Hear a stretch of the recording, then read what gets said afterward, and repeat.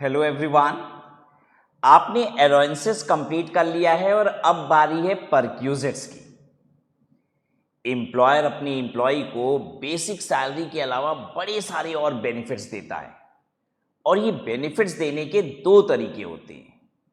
एक तो employer employee को पैसे दे देता है, कहता है बेनिफिट खुद से मैनेज कर लेना, ये लो पैसे। राइट, एम्प्लॉयर ने एम्प्लॉय को पैसे दे दिए, चलो टेलीफोन बिल तुम अपना भर लिया करो, हर महीने 2,000 रुपये ले लो। तुमको अगर सर्दी खांसी होती है तो अपना इलाज करा लिया करो, हर महीने 5,000 रुपये ले लो।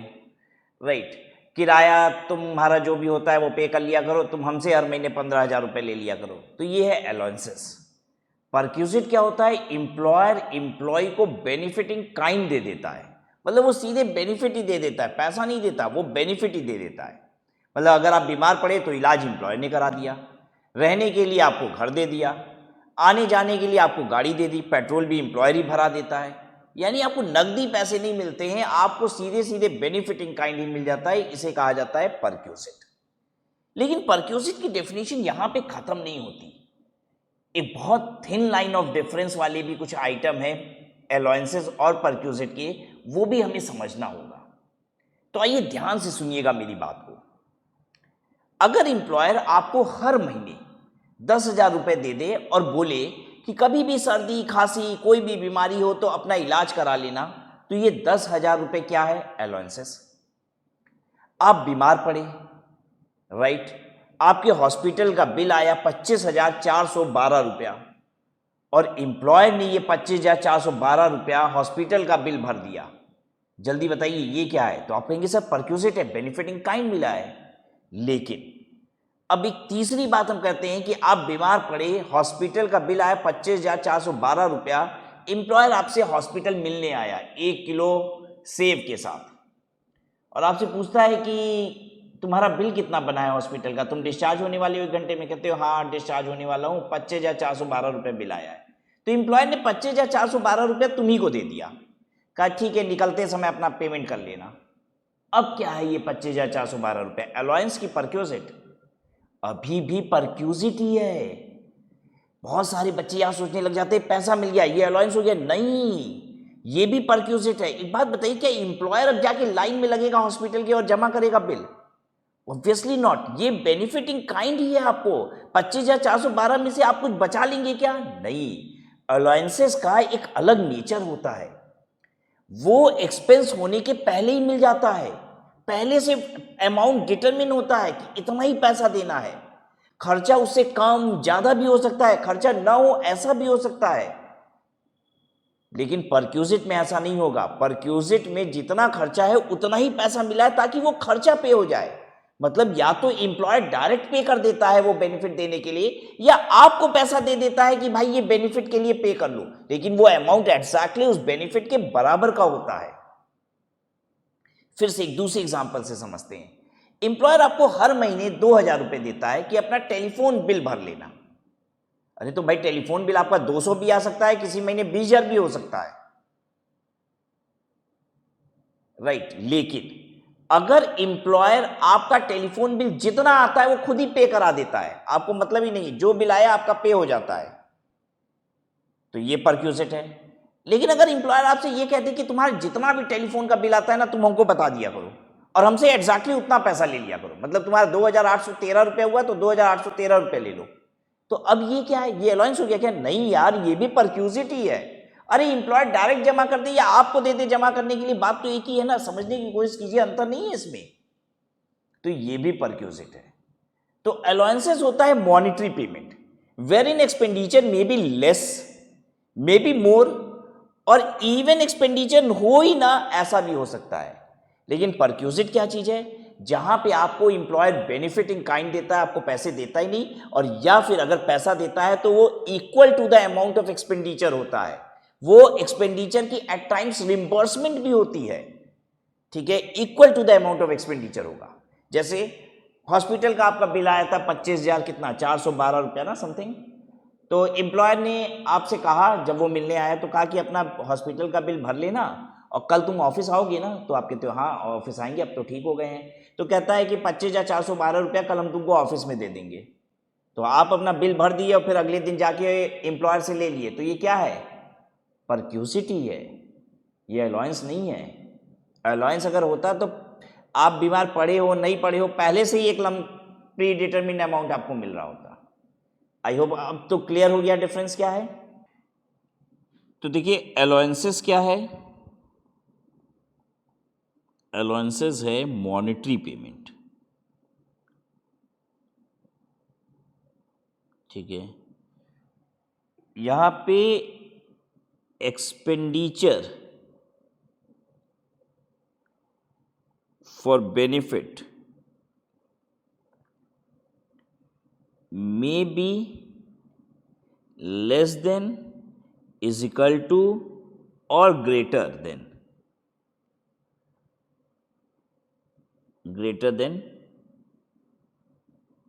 allowance received। मॉनेटरी पेमेंट होगा, दूसरी बात खर्चा ज़्यादा कम हो सकता है। परक्यूजिट क्या चीज़ है? नंबर वन तो ये बेनिफिटिंग काइंड होगा, और अगर ये मॉनेटरी पेमेंट हुआ, क्या ये मॉनेटरी पेमेंट हो सकता है? हाँ, ये मॉनेटरी पेमेंट भी हो सकता है मॉनेटरी पेमेंट हो, लेकिन ये मॉनेटरी पेमेंट कितना होगा? इज इक्वल टू एक्सपेंडिचर, जितना खर्चा है उसके बराबर होगा। और या फिर ये रिम्बर्समेंट होगा, आपने खर्चा पहले कर लिया, अब एम्प्लॉयर उतना ही रुपया दे रहा है। अगर पहले भी आपको दे रहा है कि लो भाई हॉस्पिटल का बिल जमा कर लेना, तो जितना बिल आया होगा उतना ही दे रहा होगा, और या तो ये रिम्बर्समेंट होगा। ये आप नोट कर लीजिए, तो आपको क्लियर कट डिस्टिंक्शन यहां पे हो गई कि भाई अलाउंस और परक्यूजिट क्या होता है। अगर मॉनेटरी पेमेंट है और रिम्बर्समेंट है तो एक्चुअल अमाउंट होगा, ठीक है, इक्वल टू एक एक्चुअल एक्सपेंडिचर, या सीधे इक्वल टू एक्सपेंडिचर लिख देते हैं, इक्वल टू एक्सपेंडिचर। तो परक्यूजिट भी मॉनेटरी पेमेंट हो सकता है, लेकिन अगर वो मॉनेटरी पेमेंट है तो खर्चे के बराबर होगा, अदरवाइज वो बेनिफिटिंग काइंड ही होगा। आइए पढ़ते हैं डेफिनेशन परक्यूजिट की। ये जनरल डेफिनेशन हम परक्यूजिट की पढ़ रहे हैं, not as per income tax act. Perquisite का लिटरली मीनिंग क्या है, ठीक है। परक्यूजिट में be defined as any emolument in addition to salary और वेजेस। सैलरी और वेजेस के अलावा जो कुछ एक्स्ट्रा मिल जाए वो परक्यूजिट है। It is not necessary that a recurring and regular receipt alone is a perquisite. अब ये क्या कहना चाहता है? कह रहा है परक्यूजिट होने के लिए ये बात इंपॉर्टेंट नहीं है कि वो आपको हर महीने मिले, अगर किसी एक महीने में भी मिला है तो भी वो परक्यूजिट है। फॉर एग्जाम्पल, अब आप हर महीने बीमार पड़ते हो, हॉस्पिटल जाते हो, ऐसा थोड़ी ना होगा। हो सकता है साल में एक बार बीमार पड़े, हॉस्पिटल गए और हॉस्पिटल का बिल एम्प्लॉयर ने दे दिया, तो वो क्या है? परक्यूजिट। और ऐसा भी हो सकता है कि टेलीफोन का बिल एम्प्लॉयर आपका हर महीने जमा करता है, तो ये भी परक्यूजिट है। तो परक्यूजिट रेगुलर नेचर का भी हो सकता है और साल में एक ही बार हुआ है ऐसा भी हो सकता है, राइट। एम्प्लॉयर ने आपको मकान रहने के लिए दे दिया अपना, लेकिन सिर्फ एक महीने के लिए दिया, तो क्या ये परक्यूजिट है? हाँ, एम्प्लॉयर ने आपको मकान 12 महीने दिए रहने के लिए, राइट, तो ये क्या है? अगेन परक्यूजिट है। Even a casual and non-recurring receipt can be perquisite if the aforesaid conditions are satisfied. Casual, non-recurring मतलब कैजुअल था मतलब रेगुलर नहीं था, और नॉन रेकरिंग बार बार नहीं होता है, एक बार आपको दिया गया तो भी वो परक्यूजिट है। Perquisite received from a person other than employer are taxable under the head PGBP और इनकम फ्रॉम अदर सोर्सेस। अब बेनिफिटिंग काइंड अगर एम्प्लॉयर से मिलता है, अब ये क्या क्या बात कर रहा है? परक्यूजिट, परक्यूजिट का मतलब बेनिफिट इन काइंड, ठीक है। अच्छा, क्या ये मॉनेटरी पेमेंट को भी हम काइंड ही बोलते हैं? अरे ये भी काइंड ही है एक तरीके से, पैसा बच थोड़ी ना जाएगा मेरी जेब में, ठीक है। एम्प्लॉयर खुद डायरेक्ट पेमेंट करने की बजाय जो भी हमारा सप्लायर था, वेंडर था, जिससे हमने बेनिफिट लिया था, उसको पेमेंट करने के बजाय हमको दे दिया, बस इतना ही तो अंतर है। हमको ले जाके अब फाइनली उस वेंडर को देना ही है जिससे हमने बेनिफिट लिया है, तो ये भी काइंड ही है एक तरीके से, ठीक है। परक्यूजिट बेनिफिटिंग काइंड होता है अगर रिसीव्ड फ्रॉम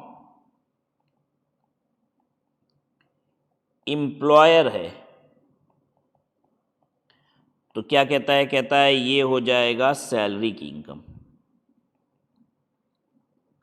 कहता है अगर अदर देन एम्प्लॉयर है, अदर देन एम्प्लॉयर है, तो ये हो जाएगा पीजीबीपी या फिर आईओएस की इनकम। अब ये समझाते हैं अदर देन एम्प्लॉयर कैसे मुझे मिलता है बेनिफिट इन काइंड। मैं टीवी का डीलर हूं, ठीक है, टीवी बेचता हूं मैं। सैमसंग कंपनी ने बोला कि हमारी 100 टीवी बेच दो, हम तुमको स्विट्जरलैंड का ट्रिप दे देंगे। 100 टीवी बेच दो हमारी, हम स्विट्जरलैंड का ट्रिप दे देंगे। तो हमने 100 टीवी बेच दी। अब ये जो स्विट्जरलैंड का ट्रिप मिल रहा है ना, पता है इसकी जो वैल्यू बनती है, ये बेनिफिटिंग काइंड हमें मिला हुआ है। क्योंकि टीवी बेच के तो जो हम कमाते हैं वो तो मॉनेटरी पेमेंट आता है, लेकिन जो 100 टीवी पे एक स्विट्जरलैंड का ट्रिप मिल गया, ये बेनिफिट ही मिला है हमको, लेकिन इन काइंड मिला है। इसकी वैल्यू लगाई जाएगी और जो भी वैल्यू बनती है, ठीक है, इस ट्रिप की वैल्यू, वो मेरी पीजीबीपी की इनकम कहलाएगी, क्योंकि ये बिजनेस की वजह से हमें मिला है। तो कोई भी बेनिफिटिंग काइंड अगर बिजनेस की वजह से मिल गया तो पीजीबीपी की इनकम है। दूसरा एग्जांपल लेते हैं, मुझे फीस जो जमा करते हैं बच्चे, वो कैश या ऑनलाइन पेमेंट करते हैं, राइट। एक बच्चे ने मुझे फीस की बजाय एक मोबाइल फोन दे दिया, तो मुझे अपने कस्टमर से जो भी पैसा आ रहा है वो मेरी बिजनेस की इनकम है। वो मोबाइल फोन की जो वैल्यू है वो मेरी पीजीबीपी की इनकम है। आई बात समझ में? तो बिजनेस की वजह से अगर बेनिफिटिंग काइंड आता है तो पीजीबीपी है, एम्प्लॉयर की वजह से बेनिफिटिंग काइंड आ जाए तो सैलरी की इनकम है, और इन सब के अलावा भी कोई बेनिफिटिंग काइंड आ जाए तो वो आईओएस की इनकम है, ठीक है। अब इसके अलावा बेनिफिटिंग काइंड क्या हो सकता है? मेरे दोस्त ने मुझे कुछ दे दिया, तो ये आईओएस में जाएगा, अब क्योंकि ये बिजनेस की वजह से नहीं था, एम्प्लॉयर की वजह से नहीं था, ठीक है। तो अब अदर देन एम्प्लॉयर को हम दो कैटेगरी में बांट दे रहे हैं। अगर मान लीजिए वो मेरे कस्टमर की वजह से या फिर सप्लायर की वजह से बेनिफिट आता है, मतलब because of a business, then it will go to PGBP.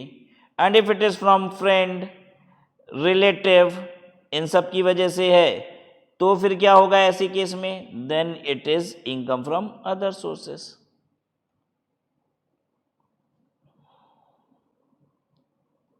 कोई दिक्कत किसी को?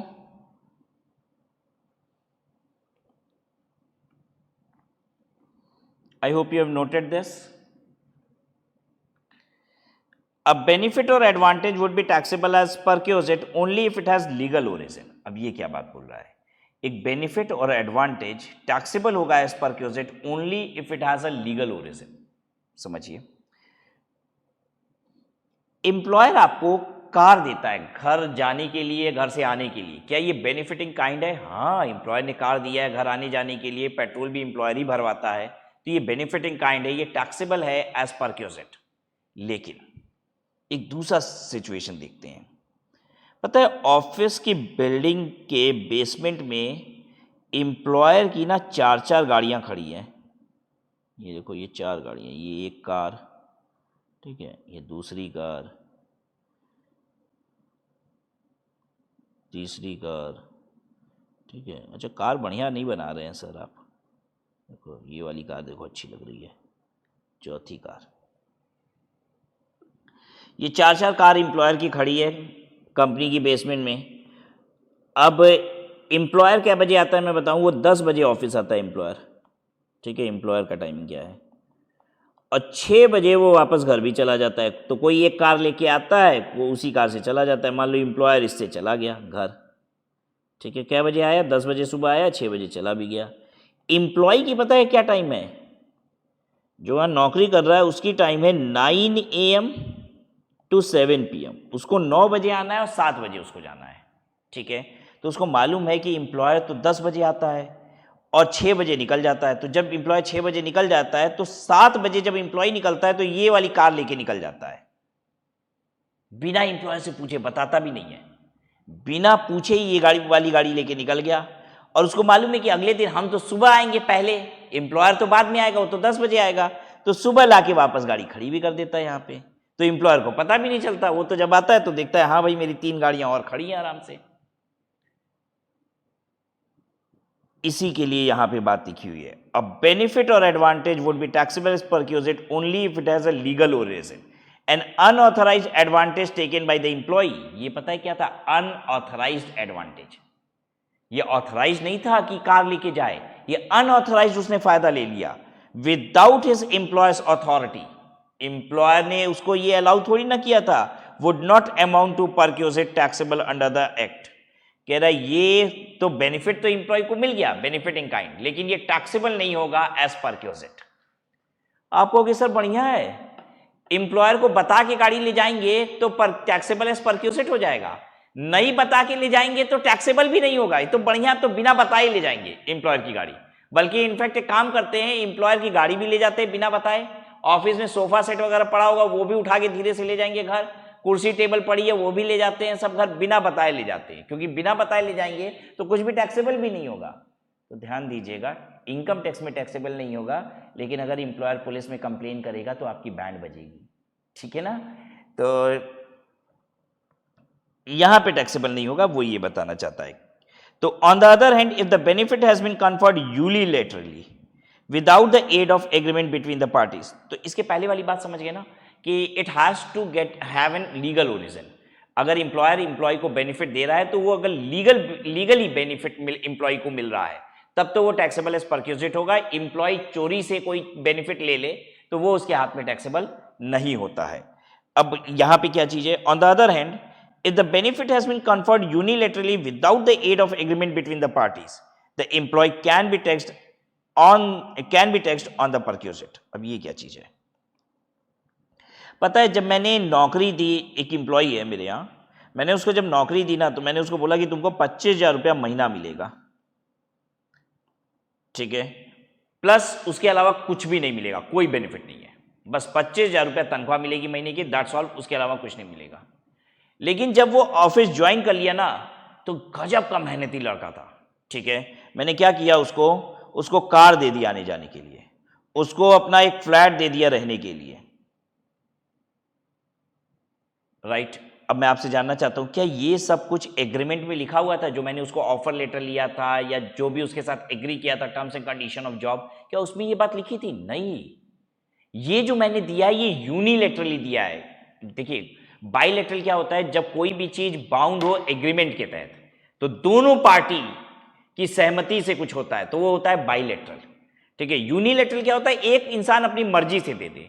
तो यहां पे कह रहा है कि अगर इंप्लॉयर किसी एग्रीमेंट के तहत नहीं, अपनी मर्जी से भी उठा के कोई बेनिफिट इंप्लॉय को दे देना तो इंप्लॉय के हाथ में टैक्सेबल होगा, राइट। हाँ, it has to be legal. Employee दे रहा है, इंप्लॉयर दे रहा है तो ऑब्वियसली लीगली दे रहा है जो भी दे रहा है बेनिफिट, ठीक है। इंप्लॉय चोरी से नहीं ले रहा है वो बेनिफिट। तो इंप्लॉयर अगर बिना एग्रीमेंट के भी कोई बेनिफिट दे दे इंप्लॉय को तो वो भी इंप्लॉय के हाथ में टैक्सेबल होगा।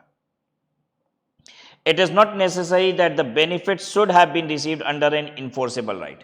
कह रहा है ये बात बिल्कुल भी जरूरी नहीं है कि बेनिफिट एक इन्फोर्सेबल राइट, मतलब एक एग्रीमेंट के थ्रू आना चाहिए कि भाई ये राइट प्रूफ किया जा सके कोर्ट में तभी जाके वो बेनिफिट टैक्सेबल होगा, ऐसा जरूरी नहीं है। एम्प्लॉयर अपनी खुशी से भी अगर कुछ अचानक से दे देना एम्प्लॉय के हाथ में टैक्सेबल है। फॉर एग्जाम्पल मान लीजिए एम्प्लॉयर ने तो नहीं बोला था कि हम कभी आपका इलाज कराएंगे फ्री में, ठीक है, ऐसी तो कोई बात नहीं हुई थी, लेकिन एम्प्लॉय बीमार पड़ा, एम्प्लॉयर ने पूरा इलाज का खर्चा उठा लिया तो ये एम्प्लॉय के हाथ में टैक्सेबल होगा, ठीक है, वो एम्प्लॉय के हाथ में परक्यूजिट होगा। अब टैक्सेबल एग्जेम्प्ट ये सब तो अभी हम लोग आगे देखने वाले हैं परक्यूजिट में क्या होता है, but this is an perquisite taxable in the hands of employee, may be a portion of it is exempt, that will see. ये तो हम लोग ने जनरल डेफिनेशन परक्यूजिट की देख ली। Now we need to see definition of perquisite in income tax. Income tax में section 17(2) में परक्यूजिट की डेफिनेशन है, और डेफिनेशन क्या है देखिए, section 17(2) gives an inclusive definition of perquisite. Inclusive definition क्या होता है? इंक्लूसिव डेफिनेशन, इंक्लूसिव डेफिनेशन का मतलब होता है जितना चीज हम कह रहे हैं वो तो परक्यूजिट है ही, इसके अलावा भी कुछ परक्यूजिट हो सकता है, ठीक है। As per this section perquisite includes, देखिए बोल भी ऐसे रहा है, परक्यूजिट इंक्लूड्स।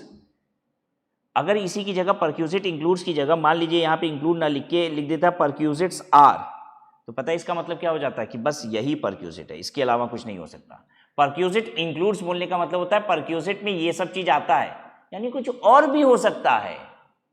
गवर्नमेंट बड़ी चालाक है, पता है इंक्लूसिव डेफिनेशन से फायदा क्या होता है कि अगर गवर्नमेंट कुछ भूल गई कि ये भी बेनिफिट इन काइंड है, तो अगर आर बोल देती तो बस यही बेनिफिट इन काइंड है, कोई और बेनिफिट अगर इंप्लॉयर इंप्लॉय को दे देता जो इस दायरे में नहीं आता, तब तो वो टैक्सेबल ही नहीं हो पाता। तो इसीलिए गवर्नमेंट इंक्लूसिव डेफिनेशन बनाती है कि भाई हम तो अपने हिसाब से सब लिख दिए हैं, लेकिन फिर भी पता नहीं, हो सकता है कुछ छूट रहा हो। ठीक है, तो कोई छूट रहा होगा ना, बाद में सामने आएगा वो केस, तो भी हम टैक्सेबल बना देंगे। ये बोल के कि हमने कौन सा बोला है कि परक्यूजिट का मतलब सिर्फ यही है, हमने बोला है परक्यूजिट इंक्लूड्स, परक्यूजिट में ये सब भी आते हैं, और जो तुम बेनिफिट पाए हो वो तो आता ही आता है। ठीक है, ये सब भी आता है, हमने तो कुछ एग्जांपल्स दिए। इंक्लूसिव डेफिनेशन का मतलब होता है ये भी इंक्लूडेड है, यही कंप्लीट डेफिनेशन है, ये इसका मतलब नहीं है। तो आपने देखा था कि एक ऐसी डेफिनेशन आपने और पढ़ी थी एसएससी की, एसएससी इंक्लूड्स। बहुत चालाक है गवर्नमेंट। ठीक है, जहां पे भी लगता है कि कहीं ऐसा ना हो कोई एक नई खुरापात के साथ दिमाग के आ जाए, तो गवर्नमेंट इंक्लूसिव डेफिनेशन दे देती है। तो यहां आर नहीं है, इंक्लूड्स ही है। क्या क्या परक्यूजिट है? The value of rent free accommodation, value of rent free accommodation. Accommodation मतलब आपको घर दिया गया है रहने के लिए बिना किराए के। अगर इंप्लॉयर आपको घर दे दे बिना किराए के रहने के लिए, तो ये बेनिफिट इन काइंड है। ठीक है, अच्छी बात है। The value of any accommodation provided eight concessional rent, इसका मतलब क्या है? एम्प्लॉयर ने आपको मकान दे दिया रहने के लिए, उसका किराया एक्चुअल में होना चाहिए 25,000 रुपया महीना, एम्प्लॉयर लेता है आपसे 4,000 रुपया महीना। क्या बेनिफिट है? हाँ भाई बेनिफिट है यार, 25,000 रुपया का मकान 4,000 रुपया में रहने को मिला है, तो बेनिफिट तो है ही। ठीक है, तो ये भी एक परक्यूजिट है। तो परक्यूजिट क्या क्या है जल्दी से देखिए, इनकम टैक्स बता रहा है परक्यूजिट क्या है। अगर एम्प्लॉय ने मकान दे दिया रहने के लिए बिना किराए के, तो परक्यूजिट है। एम्प्लॉय ने मकान दे दिया आपको रहने के लिए कम किराए पे, तो ये भी परक्यूजिट है, बेनिफिट है। कितनी बेनिफिट है, इसका वैल्यू कितना होगा, तो इनकम टैक्स खुद बताएगा। देखिए अलाउंसेस में ना वैल्यूएशन वाली टेंशन नहीं थी, क्योंकि अलाउंसेस में एम्प्लॉयर एम्प्लॉय को पेमेंट कैश में देता था। ठीक है, मॉनिटरी पेमेंट देता था, तो जितना देता था वही बेनिफिट की वैल्यू होती थी, वही अमाउंट टैक्सेबल एग्जेम्प्ट जो भी होता था। अब यहां एक बहुत बड़ा पचड़ा ये है कि जब भी एम्प्लॉयर एम्प्लॉय को एक बेनिफिट देगा, तो उसकी वैल्यूएशन करनी पड़ेगी as per income tax. Right, कि भाई अगर 25,000 रुपया का मकान, 25,000 रुपया किराया मोटा मोटी बनता है उस मकान का, एम्प्लॉयर ने फ्री में दे दिया रहने के लिए, तो उसकी वैल्यू कितनी हुई? यह एक 25,000 रुपये का किराए का मकान है, किराए पे तो 25,000 रुपये में उठता, लेकिन वो 4,000 रुपये में ही दे दिया गया, तो इसकी बेनिफिट की वैल्यू कितनी हुई? अगर एम्प्लॉय ने एम्प्लॉय को कार दे दिया घर आने जाने के लिए, घर ऑफिस आने जाने के लिए, तो इसकी वैल्यू कितनी हुई? तो वैल्यूएशन करनी पड़ेगी। राइट, इनकम टैक्स बताएगा। Any sum paid by the employee in respect of any obligation for which the payment would have been made by the employee. कह रहा है एम्प्लॉय ने कोई पेमेंट किया है एज एक ऐसी ऑब्लिगेशन के रिस्पेक्ट में जो कि एम्प्लॉय को बियर करनी थी, एम्प्लॉय को पे करनी थी। मतलब एम्प्लॉय के घर का बिजली बिल कौन जमा करेगा? अरे एम्प्लॉय खुद करेगा। अगर एम्प्लॉयर कर दे तो परक्यूजिट। एम्प्लॉय के घर पे सिलेंडर आया है, गैस सिलेंडर, पेमेंट कौन करेगा? एम्प्लॉय करेगा, लेकिन अगर एम्प्लॉयर कर दे तो परक्यूजिट। एम्प्लॉय ने अपनी लाइफ इंश्योरेंस कराई है, तो प्रीमियम कौन भरेगा? अरे एम्प्लॉय तुम भरोगे, लेकिन अगर एम्प्लॉयर भर दे तो परक्यूजिट। एम्प्लॉय के घर में एक सोफा सेट आया है, तो पेमेंट कौन करेगा? अरे एम्प्लॉय खुद करेगा, लेकिन अगर एम्प्लॉयर कर दे तो परक्यूजिट। एम्प्लॉय एक बाइक खरीदा है, अरे तो एम्प्लॉय तुम खरीदे हो, तो पेमेंट कौन करेगा? एम्प्लॉय खुद करेगा, लेकिन अगर एम्प्लॉयर कर दे तो परक्यूजिट। एम्प्लॉय घूमने के लिए गोवा जा रहा है, तो भैया ट्रेन की टिकट वगैरह कौन कराएगा? एम्प्लॉय खुद कराएगा भाई। या फ्लाइट की टिकट कौन कराएगा? एम्प्लॉय खुद कराएगा, वो घूमने जा रहा है। लेकिन अगर एम्प्लॉयर करा दे तो परक्यूजिट। आई होप आपको समझ में आ गया कि कोई भी एक ऐसी पेमेंट जो एम्प्लॉय को करनी थी लेकिन एम्प्लॉयर कर दे, ठीक है, एम्प्लॉय की ऑब्लिगेशन थी, एम्प्लॉयर कर दे, तो ये कहलाता है perquisite. Any sum payable by the employer whether directly or through a fund other than a recognised provident fund or deposit linked insurance fund. अगर एम्प्लॉयर एम्प्लॉय को पैसे देता है रिकॉग्नाइज्ड प्रोविडेंट फंड से या डिपॉजिट लिंक्ड इंश्योरेंस फंड से, तो इसे छोड़ दीजिए, यहां परक्यूजिट नहीं है, क्योंकि ये वो फंड है जो सरकार खुद कहती है बनाने के लिए, और एम्प्लॉयर को इसमें पैसा डालना है और एम्प्लॉय को देना है। लेकिन इसके अलावा अगर एम्प्लॉयर कोई भी फंड बना दे, उसमें पैसा डाले और निकाल के एम्प्लॉय को दे दे, फंड के तहत दे दे या डायरेक्टली दे दे कोई भी पैसा, तो वो एम्प्लॉय के हाथ में परक्यूजिट होगा। फिर से समझाता हूं, recognised provident fund, deposit linked insurance fund के अलावा ये कौन से फंड हैं? ये वो फंड हैं जो गवर्नमेंट खुद बनवाती है। तो recognised provident fund, deposit linked insurance fund, इन दोनों के अलावा कोई भी फंड एम्प्लॉयर बनाए जिसमें पैसा डाले और निकाल के एम्प्लॉय को दे दे, या फिर बिना फंड में डाले डायरेक्टली एम्प्लॉय को दे दे, तो जो पैसा एम्प्लॉय को मिल रहा है वो उसके हाथ में परक्यूजिट है। आइए समझाते हैं इस बात को। पता है, ये जितनी भी सॉफ्ट ड्रिंक की कंपनी है ना, जैसे पेप्सी, कोको कोला और जितनी भी और हैं, थम्स अप, इनमें ना एम्प्लॉयज टर्नओवर बहुत ज़्यादा होता है। मतलब पेप्सी वाली कंपनी थम्स अप के एम्प्लॉयज को हायर करना चाहेगी, उनको तनख्वाह भी ज़्यादा देती है। पता है क्यों? क्योंकि वो वहाँ से जब आएंगे तो बताएंगे कि भाई इनकी मार्केटिंग की क्या स्ट्रैटेजी है, कैसे ये अपना डिस्ट्रीब्यूशन चैनल चला रहे हैं, प्रोडक्शन कैसे कर रहे हैं, राइट। तो ये बहुत ज़्यादा एम्प्लॉय चेंज भी होते हैं इनमें। कंपनी एम्प्लॉयज़ को रिटेन करना चाहती है। एक जनरल बात कर रहे हैं, देखिए retention of employees is very important. जैसे एक एम्प्लॉय जब जाता है ना, तो कंपनी को दूसरा एम्प्लॉय जब हायर करते हैं तो तनख्वाह तो मान लो, जैसे एक एम्प्लॉय गया, ठीक है, वो 40,000 रुपये लेता था, दूसरा एम्प्लॉय कंपनी उसकी जगह हायर करेगी ना तो 40,000 नहीं देगी, क्योंकि वो नया आया है, हो सकता है 30,000 दे, खर्चा कम हो गया, लेकिन फिर भी नुकसान होता है कंपनी को। पता है क्यों? क्योंकि नए आदमी को कुछ आता नहीं है, उसे सीखना पड़ता है, तो उसकी ट्रेनिंग में खर्चा होता है, और वो सीखता भी है तो उतना प्रोडक्टिविटी से काम नहीं कर पाता, क्योंकि भाई वो धीरे धीरे सीख रहा है ना, तो धीरे धीरे काम कर रहा है, गलतियां भी कर रहा है, राइट। तो कंपनी को बहुत नुकसान होता है जब एम्प्लॉय चेंज होते हैं। तो हर कंपनी चाहती है कि भाई मेरे एम्प्लॉय रिटेन रहे, जो इनको मैंने हायर कर लिया है वो इतना सीख चुके हैं, अब हमारे पास ही रहे। तो इसके लिए कंपनियां क्या करती हैं मैं आपको बताऊं। ये सब सॉफ्ट ड्रिंक कंपनियों में तो बहुत ज़्यादा होता है। जैसे अब कंपनी इस तरीके के फंड बनाती है,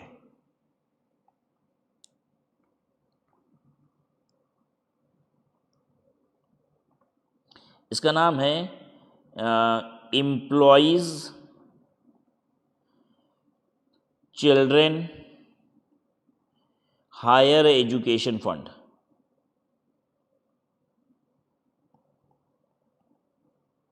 अब ये कंपनी ने एक फंड बना लिया, ठीक है। ये फंड बनाने का मतलब एक जगह पैसा इकट्ठा कर रही है अब, ठीक है। कंपनी हर साल इसमें 10 लाख रुपया डाल देती है, पर एनम 10 लाख रुपया डाल देती है। और इसमें क्या बताया गया है कि ये इंप्लॉइज तुम्हारे बच्चों की हायर एजुकेशन जो होगी, हायर एजुकेशन किसे कहते हैं? क्लास 12 के बाद की पढ़ाई को। हायर एजुकेशन के लिए हम इसमें से पैसा देंगे। किसको देंगे? जो इंप्लॉय 10 साल अगर हमारे पास रह गया ना, तो उसके बच्चों की हायर एजुकेशन का खर्चा कंपनी बियर करेगी, इसी में से निकाल के देंगे। अब बताइए, हर कोई रिटेन रहना चाहेगा कि नहीं? हाँ, सोचेगा यार इस कंपनी में रहने से फायदा है, अगर 10 साल हम इस कंपनी में रह गए तो मेरे बच्चों की पढ़ाई का खर्चा तो ये कंपनी बियर कर लेगी, राइट। फिर एक फंड बना देती है कंपनी, ऐसा कंपनियों में चलता है। ये क्या है? ये है एम्प्लॉयज चिल्ड्रेन मैरिज फंड। अब ये क्या चीज है मैरिज फंड? इसमें कंपनी हर साल 15 लाख रुपया डाल देती है। और क्या बोल रही है? कह रही है जो भी इंप्लॉइज हमारे यहां 15 साल रह गया, तो उसके बाद अगर बच्चों की उनके शादी होगी तो शादी का पैसा इसमें से मिलेगा, इस फंड में से। सबको हम 30-30 लाख रुपया देंगे बच्चों की शादी करने के लिए, इसी फंड में से निकाल के दे देंगे तुमको। 30 लाख रुपया देंगे बच्चे की शादी करने के लिए। तो अब मान लीजिए कोई एक एम्प्लॉय है जिसका ऑलरेडी 10 साल पूरा हो गया है, तो वो क्या सोचेगा? कहेगा यार 5 साल और रह जाते हैं यहाँ, ठीक है, कहीं तनख्वाह 2 पैसे ज़्यादा भी मिल रही है तो छोड़ो उसको, यहीं रहो। यहाँ रहने से फ़ायदा ये होगा कि 5 साल और बीतेगा तो मेरे बच्चों की उसके बाद शादी होगी तो कंपनी बियर करेगी सारा खर्चा, 30-30 लाख रुपये हमको मिल जाएंगे, व्हाटएवर जो भी अमाउंट कंपनी ने डिसाइड किया है कि नहीं? फायदे वाली बात। तो ये इस तरीके के फंड्स कंपनी बनाती है। अब यहाँ पे क्या बताया जा रहा है ये समझने की कोशिश कीजिएगा कि जब इसमें से पैसा निकलेगा और एम्प्लॉय को दिया जाएगा तो ये परक्यूजिट होगा, ये परक्यूजिट है, ठीक है। यहां से पैसा निकला, एम्प्लॉय को मिला, ये क्या है? परक्यूजिट है, यही कह रहा है, ये परक्यूजिट है। अंडरस्टूड? तो 2 फंड के अलावा अगर कंपनी ने कोई भी फंड बनाया, कौन से 2 फंड? ये दोनों fund, recognised provident fund or deposit linked insurance fund. इसके अलावा कंपनी कोई भी फंड बनाए, ऐसे हजारों फंड बनाती है कंपनी, ठीक है। जितनी बड़ी कंपनी होगी उतने सारे फंड बनाएगी, और ये सब इसलिए किया जाता है ताकि उनका एम्प्लॉय जाए ना छोड़ के, ठीक है। तो ऐसे किसी भी फंड से निकाल के पैसा अगर एम्प्लॉय को दिया जाता है तो वो एम्प्लॉय के हाथ में परक्यूजिट होगा। अब यहां पे वर्ड लिखा हुआ था directly or through a fund, directly भी लिखा हुआ है या फिर थ्रू अ फंड। डायरेक्टली का मतलब क्या है? अब मान लीजिए यहां पे कंपनी ने कहा कि हम 30-30 लाख रुपए अपने एम्प्लॉय को देंगे अगर उनके बच्चों की शादी होगी तो, ठीक है। पता है इस साल 2 लोगों के बच्चों की शादी हो रही, 2 एम्प्लॉय के बच्चों की शादी हो रही, तो कंपनी को कितना पैसा देना है? 30 लाख प्लस 30 लाख, ठीक है। लेकिन पता है इसमें पैसा ही कितना है? इस फंड में पैसा ही 40 लाख है इस समय, क्योंकि पिछले साल भी कुछ लोगों के बच्चे की शादी हो गई थी। बड़ा जबरदस्त इस समय शादी हो रही है एकदम। एम्प्लॉय भी अपने बच्चों की धड़ाधड़ शादी करा रहे हैं। करेक्ट, शादी वादी करा दो, निपटाओ काम जल्दी से, अभी तो कंपनी पैसा दे रही है, कल को नहीं देगी तो गड़बड़ा जाएगा मैटर, ठीक है। तो एक सब बड़ी तेजी से शादी कर रहे हैं। तो पिछले साल भी कुछ बच्चों की शादी हुई थी एम्प्लॉयज के, तो पैसा खाली हो गया था। इस बार 40 लाख बचा था इसमें, अब 2-2 एम्प्लॉय के बच्चों की शादी है तो 30-30 लाख दोनों को देना है। तो एम्प्लॉयर कैसे देगा? इस 40 लाख रुपए में से 30 लाख इसको मिल गया, इसमें से 10 लाख रुपए इसको मिल गया, बाकी का 20 लाख एम्प्लॉयर ने कैसे दिया? डायरेक्ट दिया।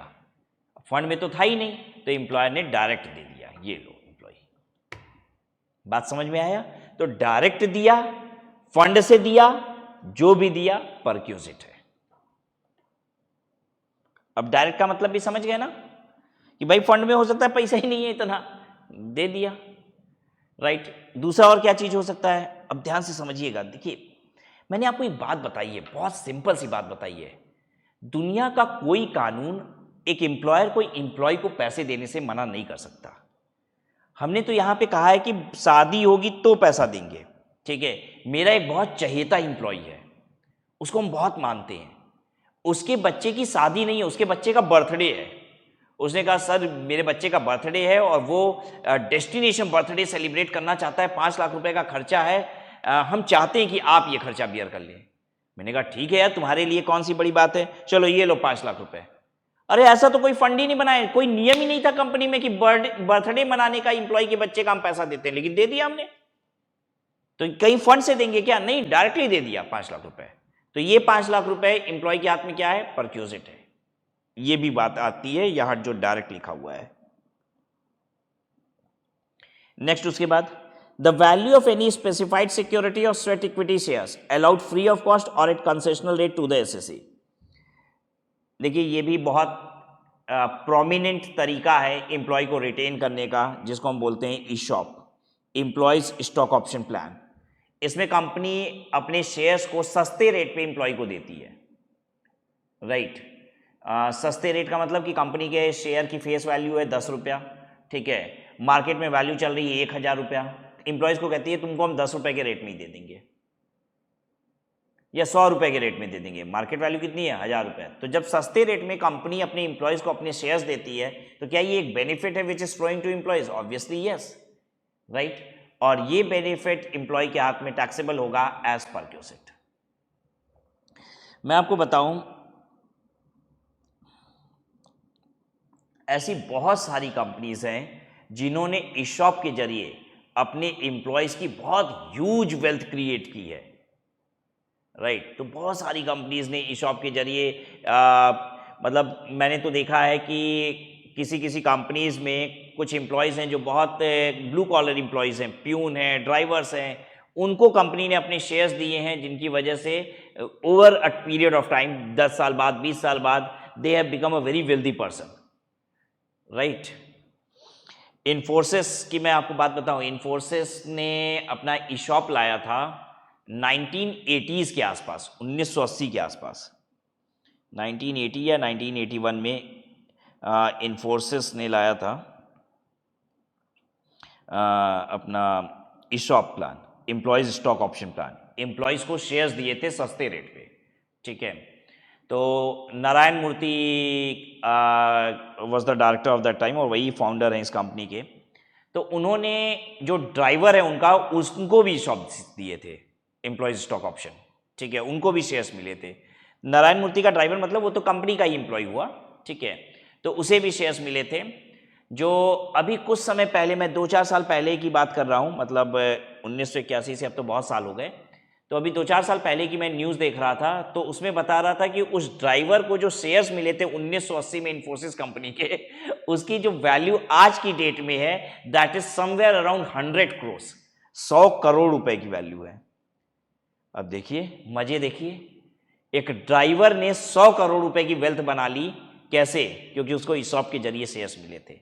तो ऐसा ड्राइवर वो कभी जीवन में छोड़ के गया होगा नारायण मूर्ति को? नहीं भाई।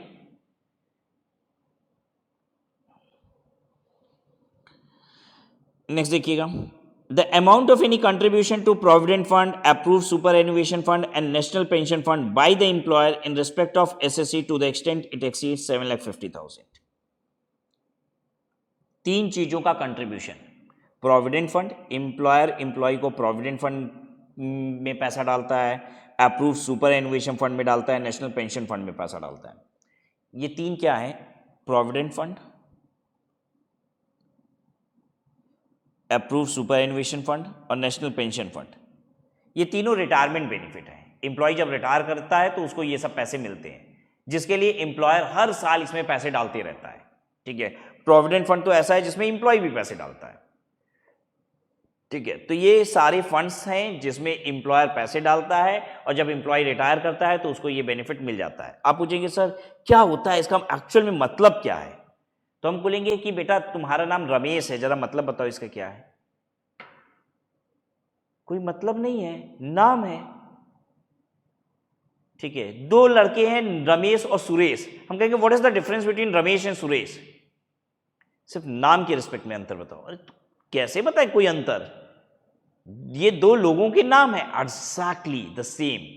ये सब रिटायरमेंट बेनिफिट के नाम होते हैं। कभी आप ये ढूंढने की कोशिश मत करिएगा sir what is the benefit of, what is the meaning of provident fund, what is the meaning of superannuation fund, what is the meaning of national pension fund. ये सब बेटा नाम रखा गया है। ठीक है, इसके फीचर हो सकते हैं कि ये एक बेनिफिट है जो एम्प्लॉय को मिलता है, लेकिन ये कैसे मिलता है? इसमें ऐसे ऐसे होता है, इसमें ऐसे ऐसे पैसा डाला जाता है।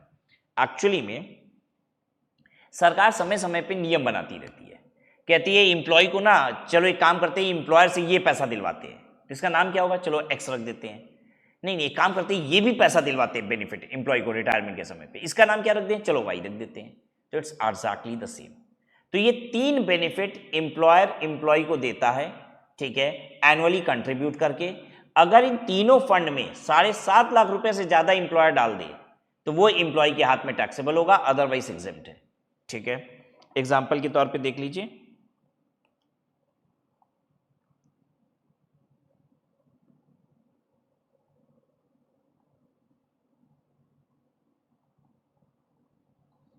Employer contributes provident fund, PF को, प्रोविडेंट फंड को ऐसे लिख रहे हैं पीएफ 1,30,000।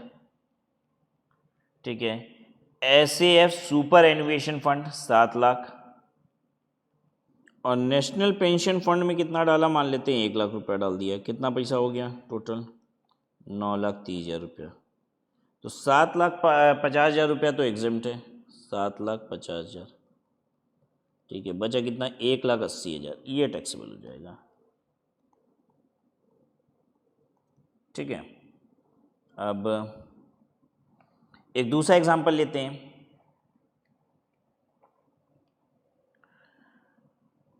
मान लीजिए एम्प्लॉयर पीएफ में कंट्रीब्यूट कर रहा है 1,30,000। ठीक है, सुपर एनुएशन फंड में कंट्रीब्यूट कर रहा है 2 लाख, और नेशनल पेंशन फंड में कंट्रीब्यूट कर रहा है 1 लाख, मिला के कितना हो गया? 4,30,000। अब सैलरी जो इस एम्प्लॉय की है मान लेते हैं 10 लाख रुपया है। अभी तो आपने ये बात पढ़ी नहीं है एक्चुअल में, अभी तो बस आपने ये पढ़ा कि इन तीनों का मिला के 7,50,000 से ज़्यादा है तो वो टैक्सेबल हो जाएगा। लेकिन एक्चुअली जब आप पीएफ पढ़ेंगे तो वहाँ पता चलेगा कि 12% ऑफ सैलरी से ज़्यादा अगर पीएफ में पैसा जाता है तो वो भी टैक्सेबल हो जाता है। तो क्या ये 12% से ज़्यादा है? हाँ, ये तो 12% से ज़्यादा है। 12% होता है 1,20,000, ये 1,30,000 है, तो स्टिल ये 7,50,000 से कम है, फिर भी 10,000 रुपया पीएफ का टैक्सेबल हो जाएगा। देखिए ये अभी मुझे बताना नहीं था, लेकिन ये फिर भी अभी आप एग्जाम्पल नोट किए रहेंगे ना तो बाद में आपको आराम रहेगा। ठीक है, तो जब हम पीएफ पढ़ाएंगे तो उसमें हम बताएंगे कि देखिए इसकी इंडिविजुअल लिमिट भी है, राइट। तो इंडिविजुअल लिमिट का भी ध्यान रखना है और ओवरऑल लिमिट का भी ध्यान रखना है। तो ओवरऑल 7.5 लाख से ऊपर आ गया तो टैक्सेबल है, और अगर ओवरऑल 7.5 से ऊपर नहीं आ रहा है तो भी इंडिविजुअली भी चेक कर लीजिए, पीएफ अगर 12% ऑफ सैलरी से ज्यादा है तो टैक्सेबल है। ठीक है, so this was all about an basic introduction of perquisite की परक्यूजिट क्या होता है। अब नेक्स्ट क्लास में जब हम आएंगे तो एक एक परक्यूजिट की वैल्यूएशन सीखेंगे, एक एक इंडिविजुअल परक्यूजिट की वैल्यूएशन कैसे होती है इनकम टैक्स में, वो हमें देखना है। Will stop here.